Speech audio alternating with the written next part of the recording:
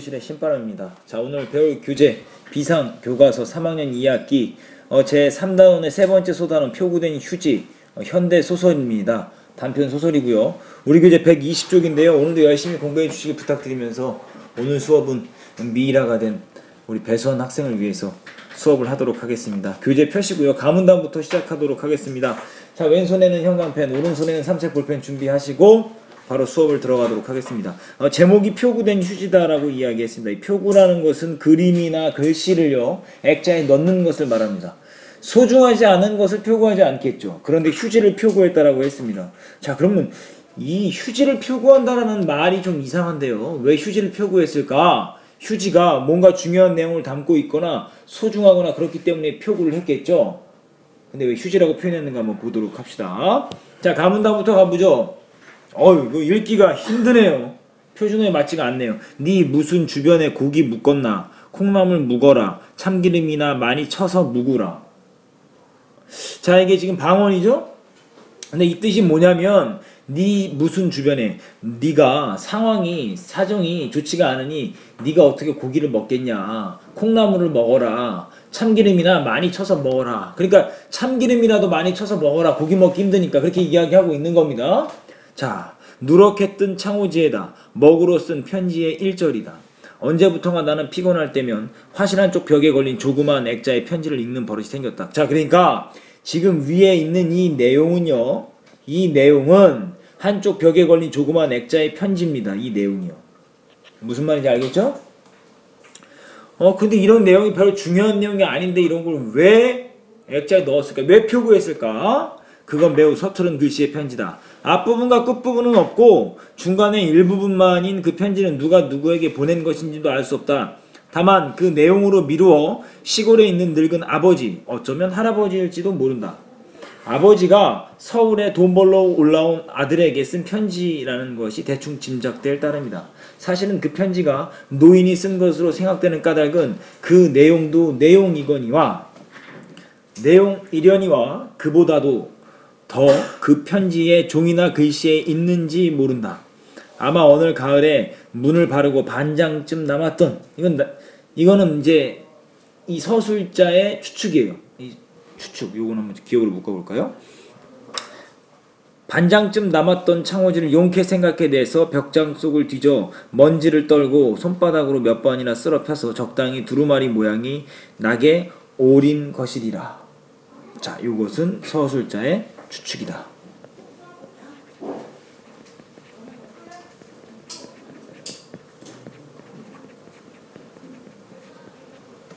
자, 서술자가 추측을 하고 있습니다. 누렇게 뜬 종이 가장자리가 삐뚤하다. 거기에 사연을 먹으로 썼다. 순 한글. 아니, 이 편지에서만 언문이라는 말이 좀 더 어울릴까? 한글로 쓴 그 글씨가 재미있다. 붓으로 썼다기보다 무슨 꼬챙이에 먹을 찍어서 그린 것 같은 글자는 단 한 자도 그 획의 먹 농도가 고른 것이 없다. 그뿐 아니라 글자의 획들이 모두 사계에 물러나서 들쑥날쑥하게 물러나 있어서 이상스레 헐렁한데 그런 글자들이 제각기 제멋대로 방향을 잡고 아무렇게나 눕고 서고했다. 그러니 글줄이 발을 이는 마음무고.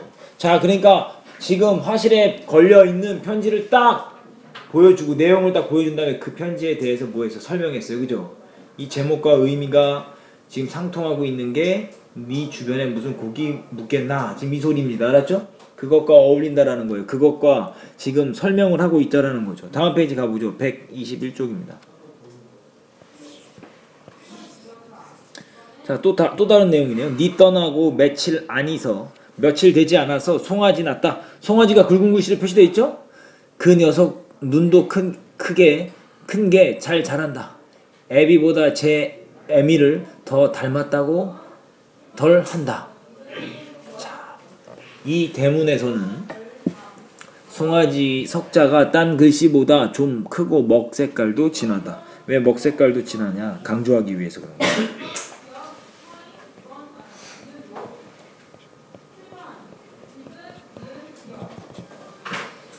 나는 언제나 이 액자를 보면 그 사연보다 그 글씨로 하여 먼저 미소 짓게 된다. 배적삼 고름은 헐렁하니 풀어헤쳤고 잔방이 허리는 흘러내려 배꼽이 다 드러난 촐로들이 마을 어기 느티나무의 그늘에 모여 더러는 마주하고 장기를 두고 옆에 한 노인은 부채질을 하다 졸고 또 어떤 노인은 장죽을 쑤시는가 하면 때가 새까만 목침을 베고 누운 흰머리는 서툰 가락에 시조를 읊고 그 크고 작고 진하고 연하고 삐뚤삐뚤한 글자들 나는 거기서 노인들의 구수한 농짓거리를 들을 수 있다. 그러니까 편지의 글자를 통해서 시골의 어르신들의 모습을 지금 상상하고 있는 거예요. 자, 앞에 또 무슨 내용이 있습니까? 이제 뒤에 앞놈편은 전에만 하다 작년만 하다 이 소리죠. 전에만 하다라는 소리는 작년이랑 그 수확량이 비슷하다 이 소리예요. 뒷바콩은 전에만 못하다 작년만 못하다. 병정 갔던 군대 갔던 덕이 돌아왔다. 네 서울 돈 벌러 갔다니까 소 웃음하더라. 네가 서울로 돈 벌러 갔다고 하니까 소가 웃는 것처럼 허허 웃더라. 이렇게 이야기를 했다라는 거죠. 자, 그렇게 이야기를 하면서 지금 발단 부분의 소주제 오마이노트에 정리를 한번 해봅시다. 자, 화실의 조그만 액자에 담긴 편지에서 얻는 마음의 위안이다라는 거죠. 나가 등장하고 있습니다. 나는 피곤할 때 한쪽 화실 한쪽 벽에 걸린 조그만 액자에 편지를 읽는 버릇이 있다라고 이야기했죠. 서술자는 나예요. 그러면 이 소설의 시점은 무슨 시점? 1인칭 주인공 시점이다라는 거. 1인칭 주인공 시점. 자, 편지의 발단 부분의 특징. 먼저 편지 앞부분을 제시하고 있다. 편지에 대한 묘사와 그에 따른 나의 생각이 제시되고 있다. 발단 부분의 특징 잘 정리해 두시고요. 이것은 결국 전개될 사건에 대한 독자의 흥미를 유발하는 효과를 거두고 있다는 거죠. 편지를 보면서 드는 나의 생각. 시골에 있는 늙은 아버지가 서울에 돈 벌러 올라온 아들에게 쓴 편지라고 짐작하고 있고, 종이는 문을 바르다 반장쯤 남았을 창호지를 두루마리 모양이 나게 오린 듯하고, 글씨는 붓으로 썼다기보다는 무슨 꼬챙이에다 먹을 찍어서 그린 것 같다. 편지의 삽입 효과. 자, 별표 치는 거 오마이노트 하셔야 됩니다. 편지를 대하는 태도와 반응을 통해 나의 심리 상태와 성격을 표현한다. 나가 존재하는 현실의 장면과 나가 상상하는 세계를 자연스럽게 연결하여 사건을 전개시키는 역할을 하고 있다라고 말씀드릴 수 있습니다. 이제 전개 부분으로 넘어가도록 하죠. 발단 부분에서는 편지를 소개했어요. 이제 그 편지의 내력에 대해서 지금 이야기합니다. 이 편지 액자는 사실 내 것이 아니다. 내 것이 아니다라고 그랬으니까 이 편지가 나에게 오게 된 사연을 이제 이야기해 보겠다 이 소리예요. 집중 안 하는 대우가 있어요 지금. 대우해주지 않겠어. 다음 문단. 3년 전 가을이었다. 3년 전 이야기를 하는 거죠. 과거 회상으로 들어갑니다. 저녁 무렵 친구가 찾아왔다.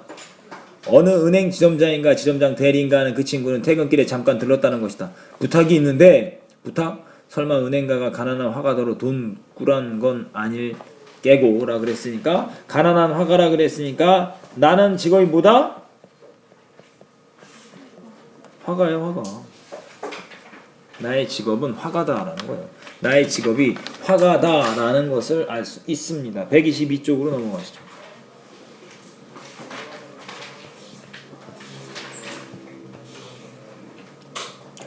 나는 농담으로 그를 맞아들였다. 그런 건 아니고 이거 좀 보게.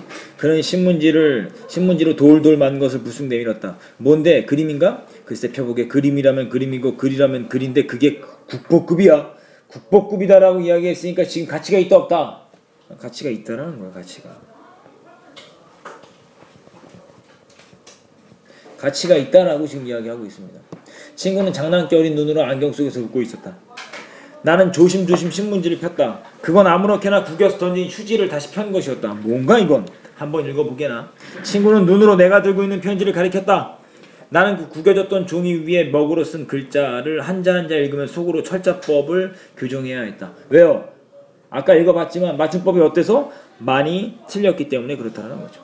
무슨 편지 같군. 그래, 무슨 편지인가? 나도 모르지. 그런데 어쨌든 재미있지 않나? 뭔가 뭉클하는 게 있단 말이야. 좀 그런 것 같긴 하지만.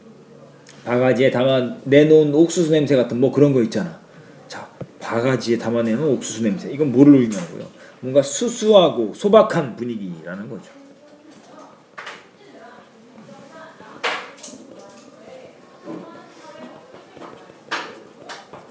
분위기다. 자넨 역시 길을 잘못 들었어. 나는 웃었다. 그는 나와 중학교 동창이다. 그 시절 그는 문학서적에 취해 있는 문학소년이었다. 선생님들도 그의 소질을 인정하고 있었다. 그런데 그는 결국 상과대학에 갔다. 고등학교에서의 배치에 의해서였다. 친구는 어때요? 친구는 능력이 있었음에도 불구하고 그 당시에 상과대학이 가장 인기가 있었습니다. 그래서 성적이 좋았기 때문에 그리로 이제 배치를 받은 거죠. 그거 표구할 수 있겠지? 표구? 그래, 그야 할 수 있겠지. 창호지니까. 난 그런 걸 잘 모르지 않나? 그래, 화가인 자네 생각을 했지 뭔가. 자네가 어디 적당한 표구사에 맡겨서 좀 해주지 않겠나? 그야 어렵지 않지만 자네도 어지간히 호사가군. 이걸 표구해서 뭘 하나? 도대체 어디서 주워온 거야 이 휴지는? 아닌 게 아니라 정말 휴지통에서 주운 거지. 그러니까 편지를 표구하고 싶은 친구의 마음을 이해했어요? 못했어요? 못했어요. 그래서 지금 뭐라 그러니까 나에게 휴지에 뭐를 부탁하러 왔어요? 표구를 부탁하러 온 친구다. 자, 편지를 대하는 나와 친구의 태도. 자, 친구는 그림이라면 그림이고 글자라면 글자라고 생각하고 있어요. 국보급 중요하다고 생각하고 있죠. 친구는 편지를 어떻게 보고 있어요? 플러스로 보고 있어요. 나는 아무렇게나 구겨서 던진 뭐로 보고 있어요? 휴지로 여기고 있어요. 나가 편지를 대하는 건 그리 좋지 않아요. 전개 부분의 특징은 일반적인 소설과 달리 전개에서 새로운 이야기가 시작된다는 거죠. 발단에서 편지의 내용과 모습에 대한 묘사와 그에 대한 나의 감상이 주를 이루었다면 전개에서는 편지를 소유하게 된 유래가 소개된다는 거죠. 123쪽으로 넘어가도록 하겠습니다.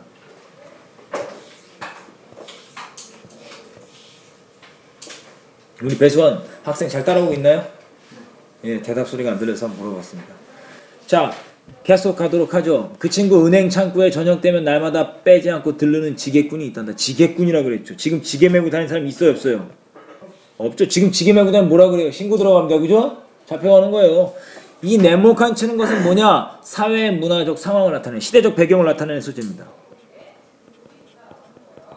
시대적 배경을 나타내는 소재예요.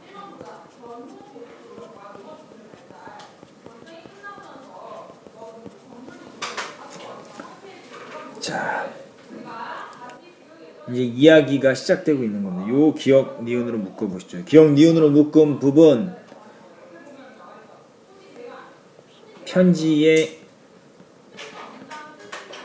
유래가 시작되는 거예요. 편지가 어째서 나에게까지 오게 됐는지를 지금 친구인 은행장 친구가 이야기를 해주는 거죠. 자, 은행 문 앞에 지게를 벗어 세워놓고는 매우 죄송스러운 태도로 조용히 은행 안으로 들어서는 24나 보이는 그 검은 얼굴의 청년을 처음엔 안내원이 막았다. 왜요? 잘못 들어왔다라고 생각한 거예요. 그죠? 매우 조심스러운 태도로 들어왔다라 그랬죠. 이 지게꾼의 성격, 이 청년의 성격을 알 수 있겠죠. 1. 어때요? 순박하다라는 거죠.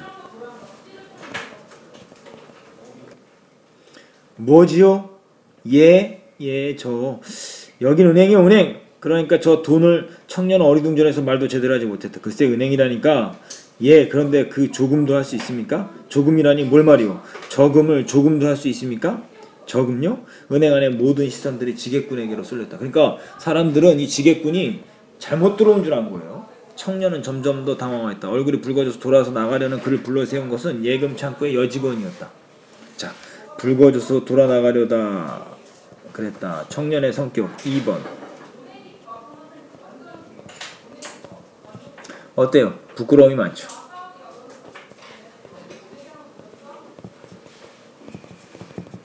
수줍음이 많다라는 거예요. 그를 불러 세운 것은 예금 창구의 여직원이었다. 청년은 손에 말아지고 있던 라면 봉지에서 꼬깃꼬깃한 100원짜리 지폐 5장과 새로 새긴 목도장을 꺼내어 떨리는 손으로 여직원에게 바쳤다. 바쳤다라고 지금 이야기하는 거예요. 자, 100원짜리 지폐 5장과 100원짜리 지폐 5장. 지금 100원짜리 지폐 있어요, 없어요? 없죠? 이거는 어때요? 시대적 배경을 나타내는 소재 1960년대임을 알려주는 겁니다. 1960년대의 시대적 배경을 나타내주는 소재다라는 거죠. 계속 가볼게요. 청년은 저만치 한 구석으로 가 서서 불안스러운 눈으로 멀리 여직원을 지켜보고 있었다. 한참 만에 그는 흠칫 놀랐다. 생전 처음 그는 C자가 붙은 자기 이름을 들었던 것이다. 그는 여직원 앞으로 달려와 빳빳한 통장을 받았다. 청년은 여직원과 안내원에게 굽실굽실 절을 하고는 한 손에 통장을 받쳐둔 채 들어올 때처럼 조심스럽게 유리문을 밀고 나갔다. 통장을 확인할 경황도 없이. 어때요? 청년의 성격도 나오죠? 청년의 성격은 어때? 순수함이죠.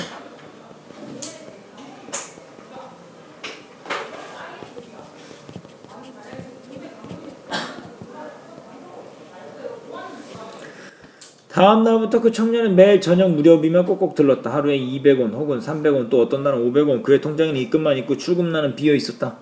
꼭꼭 들렀다라 그랬어요. 성격 4번 어때요? 성실하죠? 입금만 있고 출금란은 비어 있었다. 이걸 통해서 알 수 있는 청년의 성격은 어때요? 검소하지. 검소하다라는 거예요. 이제는 제법 안내원과 익숙해졌으나 여직원 앞에서는 여전히 얼굴을 붉히며 수고를 끼쳐서 대단히 죄송하다는 표정 그대로였다. 아주 내성적인 성격이죠.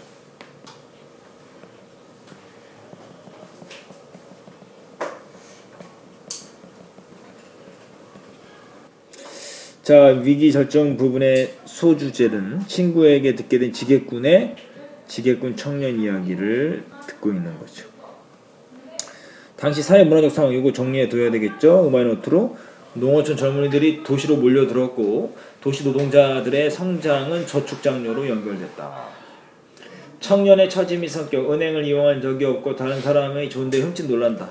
수줍음이 많고 순박한 성격이다라는 것을 알 수 있고요. 매일 은행에 들르고 통장에는 입금만 있고 출금란은 비어있다라는 걸 통해서 이 청년의 성실하고 근면한 성격을 알 수 있다. 위에서 우리 성격 정리했죠. 자, 그렇게 이제 정리를 해 두시면 좋겠습니다. 이제 124쪽으로 넘어가도록 하겠습니다.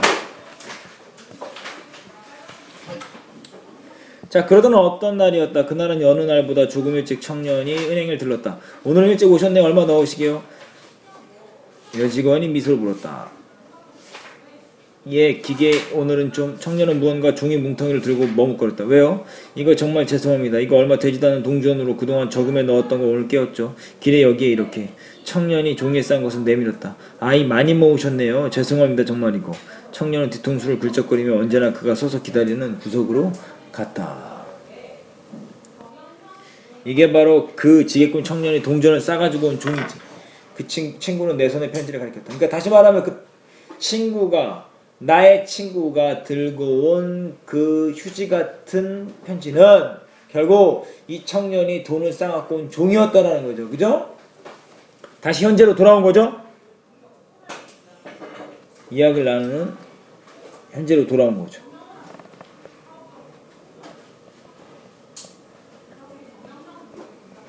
청년의 일화가 끝나. 이야기가 끝났다 이 소리예요. 친구는 내 손에 편지를 가리켰다. 그래, 그럼 그의 집에서 그 청년에게 보낸 편지란 말인가? 글쎄 반드시 그렇다고는 할 수 없겠지. 동전을 세는 여직원을 거들어 주다가 우연히 발견하고 재미있다고 생각되어 가지고 온 것뿐이니까. 우물집 할머니가 하루 앓고 갔다. 하루를 앓고. 앓다라는 거 알죠? 병들어 알아서 갔다 돌아가셨다 이 소리요. 모두 잘 갔다 한다. 장손이 장가 갔다. 색시는 너머마을 곰보영감 딸이다. 부장내 탄실이 시집간다. 신랑은 읍에 석이라더라. 앞집 순이가 어제 저녁에 감자 삶아 치마에 가지고 들고 왔더라. 순이가 왜 치마에 담아갖고 왔을까요? 이 청년에게 관심이 있기 때문에 그런 거죠. 순이는 시집 안 갈 끼라 하더라. 왜? 너를 기다린 거, 아들을 기다린 거. 무슨 말인지 알겠어요? 니는 빨리 장가 안 들어야겠나? 너 장가 빨리 가야 하지 않겠니? 지금 이렇게 이야기하는 거죠. 나는 비시시 웃음이 새어나왔다. 편지 내용도 그렇고 친구의 장난기도 그랬다. 어쨌든 나는 그 창호지를 아는 표구사에 맡겼다. 그게 어떤 편지냐고 묻는 표구사 주인한테는 굉장한 겁니다. 이건 정말 국보급입니다. 다시 말하면 나 역시도 이제 그것의 가치를 이제 알아요 몰라요? 알게 된 거죠. 하고 얼버무렸다. 표구사 주인은 머리를 기웃거렸다. 나처럼 그런 가치를 알지 못했기 때문이죠. 그래서 위기 절정 부분의 소주제는 친구가 편지를 입수하게 된 경위와 표구하게 되기까지의 과정을 지금 이야기하고 있습니다. 위기 절정 부분의 특징, 갈등 양상이 중심이 되기보다는 나가 편지를 입수하게 되는 과정과 편지에 담긴 사연 중심으로 사건이 전개된다. 표구, 청년의 편지가 표구되기까지의 과정. 청년이 종이에 동전을 쌓았고 왔고요. 나의 친구가 은행 여직원을 돕다가 발견했고 친구의 부탁으로 표구사에 가서 맡겼다라는 거죠. 자, 125쪽으로 넘어가도록 하겠습니다. 이제 얼마 안 남았어요. 자, 끝까지 집중해 주시기 바라고요. 그 후 나는 그 창호지 편지를 감감히 잊어버리고 있었다. 그런데 은행 친구가 어느 외국 지점으로 전근이 되었다. 비행기가 떠날 때 나는 문득 그 편지가 생각이 났다. 네 떠나고 며칠 안 있어 송하지 났다. 나는 그 길로 표구사로 갔다. 구겨진 휴지였던 그 편지는 깨끗이 펴져서 액자 속에 들어있었다. 그렇게 치장을 하고 보니 그게 정말 무슨 국보나 되는 것 같았다. 돈 좋다. 그러나 너가 엄마는 돈보다 너가 더 좋다 한다. 돈 좋지만 너희 엄마는 돈보다 네가 더 좋다라고 이야기한다 라는 거예요. 보고 싶다 이 소리지. 밥 먹고 배 아프면 소금 한 줌 묵으라. 묵으라 하더라. 엄마가 밥 먹고 배 아프면 소금 한 줌 먹으면 괜찮다고 그렇게 먹으라고 전해달라고 한다 그렇게 이야기한 거죠. 자식을 사랑하는 마음이 드러난 거죠. 그렇기 때문에 이게 휴지 같지만 사실 휴지 같지 않은 표구예요. 그래서 휴지지만 표구가 된 거예요. 그 안에는 부모의 사랑이 담겨있기 때문에 그런 거예요. 그날부터 그 액자는 내 화실에 그냥 걸어두었다. 그저 걸어둔 거다. 그런데 그게 이상하게도 차츰 내 화실의 중심점이 되어갔다. 처음에는 별 의미 없이 걸어두었지만 이상하게 화실의 중심점이 되어갔다라는 말은 뭐냐면 의미 있는 것으로 다가오기 시작했다 이 소리인 거예요.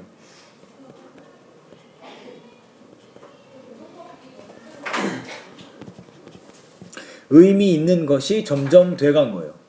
그건 그림 같기도 하고 글 같기도 하다. 아니 그건 분명 그 둘이 합쳐진 것이다. 나는 친구가 외국으로 떠나고 이태 동안 그 액자를 간간히 바라보고 있는 사이 차츰 그 친구의 심정을 알 것 같아졌다. 네 주변에 무슨 고기 묵었나? 콩나물 묵어라. 참기름이나 많이 쳐서 묵으라. 순이는 시집 안 갈 끼라 하더라. 니는 빨리 장가 안 들어야겠나? 돈 좋다. 그러나 너가 엄마는 돈보다 너가 더 좋다 한다. 그리고 이어지지 못하고 끊어진 맨 끝줄. 밤에는 소쩍다 하면 새는 운다마는 무슨 소리예요? 밤에는 소쩍다 이게 소쩍새가 소쩍다 배가 고프다라고 운다 이 소리예요. 왜 운다라고 이야기합니까? 이것은 뭐예요? 자식에 대한 그리움과 안타까움이에요. 자식에 대한 사랑이에요.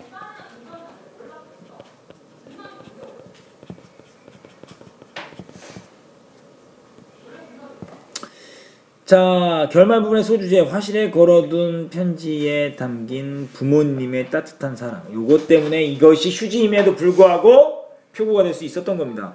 편지의 특정 부분을 다시 삽입한 효과는 자식에 대한 그리움을 효과적으로 나타내기 위해서 자식에 대한 염려와 걱정, 부모님의 사랑을 다시 느끼게 한다라는 거죠.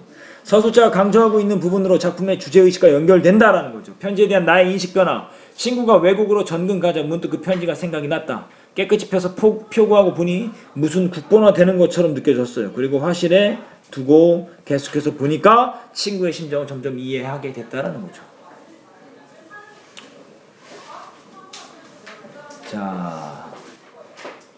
자, 다음 압축 파일 넘어가시면 최종 정리하도록 하겠습니다. 압축 파일로 넘어가도록 하겠습니다. 오마이노트 해야 될 거 정리해 드리도록 하겠습니다. 자, 갈래는 현대소설, 단편소설이고요. 성격은 감상적이며 사색적이며 회고적이죠. 옛 이야기를 되돌아보는 거니까요. 시점은 1인칭 주인공 시점이고 배경은 시간적 배경, 이건 오마이노트 정리하십시오. 1960년대에서 70년대. 공간적 배경은 서울입니다. 제재는 표구된 휴지이고 주제는 아주 사소한 것에서 오는 삶의 위안. 특징은 일반적인 소설 구성 단계에서 다루는 사건에 대한 갈등이 약하다라는 거예요. 거의 없어요. 갈등이요. 그리고 중심 소재인 편지의 내용을 직접 인용하여 이야기를 전개한다는 거죠. 구성을 한번 읽어보시고요. 편지가 나에게 오게 된 과정 별표 치시고 오마이노트 하시고요. 청년이 뭐를? 종이에 동전을 쌓았고 와서요. 나의 친구가 여직원을 돕다가 편지를 발견했고 친구의 부탁으로 내가 표구사의 표구를 맡겼다라는 거죠. 피곤할 때면 화실 한쪽 벽에 걸린 조그만 액자에 편지를 읽는 버릇이 생겼다. 이게 바로 현지의 모습이죠. 편지 삽입의 효과. 나가 존재하는 현실의 장면과 나가 상상하는 세계를 자연스럽게 연결해 사건을 전개시키는 역할을 하는 것이 발단 부분이고요. 결말 부분에서는 서술자가 강조하는 특정 부분을 다시 제시하여 주제의식을 나타낸다라는 겁니다. 편지의 의미와 내용과 그 의미, 편지의 내용, 콩나물 참기름 많이 넣어서 먹으라는 당부, 참기름이라도 많이 먹어서 영양 보충을 하라는 자식에 대한 염려와 사랑이 담겨 있고요. 어미소를 닮은 송아지가 태어났다는 소식. 이것은 왜 말했냐? 고향집의 소식을 전한다라는 거죠. 더 나아가서 송아지를 보고 자식을 떠올리게 되었으면 짐작할 수 있다라는 거죠. 앞놈 벼와 뒷밭 콩 농사의 소식, 병정 갔던 덕이가 돌아왔다는 소식, 집안 농사 사정과 친구의 안부를 전한다. 그래서 시골의 공동체적인 생활을 짐작할 수 있다라는 걸 알 수 있고요. 우물집 할머니가 돌아가신 소식, 동네 처녀 총각들의 결혼 소식, 앞집 순이에 대한 소식, 마을 할머니 사망 소식과 마을 처녀 총각들의 결혼 소식을 전하면서 자식에 대한 뭡니까? 그 결혼에 대한 걱정을 드러내고 있다. 청년 엄마가 청년에게 전하는 내용, 뭐보다 돈보다 자식이 더 좋다는 엄마의 말을 빌어서 아버지의 사랑도 함께 전하고 있다라는 거죠. 그래서 여러분들 오마이노트 해야 되는 것은 앞부분 이게 앞부분에서 우리 소주제 나와 있던 거 있었죠? 소주제에서 선생님 별표 쳐놓은 거 정리하시고요. 여기 지금 압축 파일에 선생님 표시해준 부분 여러분들 오마이노트 정리하시면 됩니다. 자, 이렇게 해서 오늘 표구된 휴지 마무리 다 됐고요. 여러분들 숙제는 오마이노트와 관련 문제 풀어보는 것이 여러분들의 숙제입니다. 자, 오늘도 열심히 공부해 주셔서 감사합니다. 그럼 다음 시간에 다시 만나요. 소년이여 야망을 가져라.